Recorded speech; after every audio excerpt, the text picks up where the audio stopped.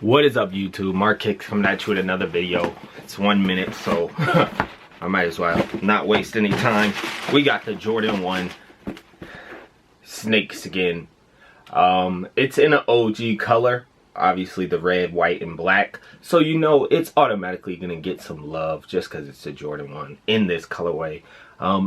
It's a women's shoe, so it only came up to size 10.5 in men's. This is a 9 in men's. It's a decent shoe. I don't really like the red tongue. I wish it could have been white or maybe black, and I think it would have made the shoe look a lot better. But I think laced with black, I think it'll do the trick. Snake skin material, and then just the regular Jordan 1. But yeah, hope you guys were able to cop. There wasn't a lot of pairs, pretty limited. Check markkicks.com for any pre-orders, and yeah, holla at y'all boys, man.